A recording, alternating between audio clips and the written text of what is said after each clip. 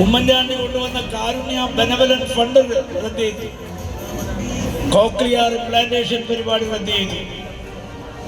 കഴിഞ്ഞ 5 വർഷക്കാലം കേരളത്തിൽ അതിരൂക്ഷമായ വിലക്കയറ്റം കൊണ്ട് ജനങ്ങൾ പൊറുതിമുട്ടുകയാണ്.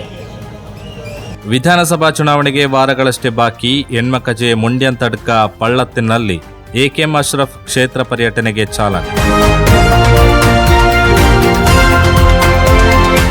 ಬೇಸಿಗೆಯ ಬಿಸಿ ಸುಡುತ್ತಿರುವಾಗ ಕೇರಳ ವಿಧಾನಸಭಾ ಚುನಾವಣೆಯ ಬಿಸಿ ಮುಗಿಲು ಮುಟ್ಟಿದೆ. ಸುಡು ಬಿಸಿಲಿನಲ್ಲಿಯೂ ಪ್ರಚಾರ ಸಭೆ ಭರದಿಂದ ಸಾಗುತ್ತಿದೆ. ಕುತೂಹಲ ಮೂಡಿಸಿದ ಮಂಜೇಶ್ವರ ಕ್ಷೇತ್ರದಲ್ಲಿಯೂ ಚುನಾವಣಾ ಚಟುವಟಿಕೆ ಮುಂದುವರೆದಿದೆ. ಮಂಜೇಶ್ವರ ಕ್ಷೇತ್ರದ ಯುಡಿಎಫ್ ಅಭ್ಯರ್ಥಿ ಎಕೆಎಂ ಅಶ್ರಫ್ ಅವರ ಕ್ಷೇತ್ರ ಪ್ರವಾಸವು ಹೆಣ್ಮಕಜೆ ಪಂಚಾಯತ್ ವ್ಯಾಪ್ತಿಯ ಮುಂಡ್ಯಂತಡ್ಕ ಪಳ್ಳತ್ತಿನಲ್ಲಿ ಆರಂಭವಾಯಿತು. ಸಂಸದ ರಾಜಮೋಹನ್ ಉಣ್ಣಿತಾನ್ ಉದ್ಘಾಟಿಸಿದರು. ಯುಡಿಎಫ್ ಕ್ಷೇತ್ರದ ಸಂಚಾಲಕ ಮಂಜುನಾಥ್ ಆಳ್ವ ಅಧ್ಯಕ್ಷತೆ ವಹಿಸಿದರು. ಅಧ್ಯಕ್ಷ ಅಜೀಜ್ ಮರಿಕೆ ಸ್ವಾಗತಿಸಿದರು.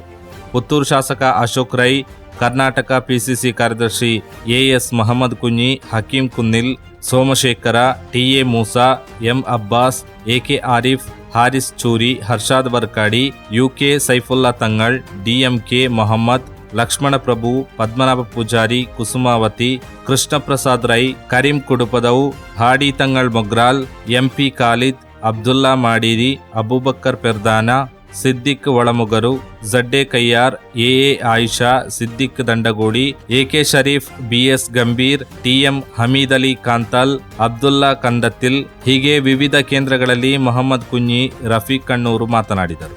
സ്വാതന്ത്ര്യ സമര സേനാനികളുടെ പെൻഷൻ നിർത്തലാക്കി 1600, 2500 ആക്കുമെന്ന് പറഞ്ഞ് തെരഞ്ഞെടുപ്പ് വന്നപ്പോൾ അത് 2000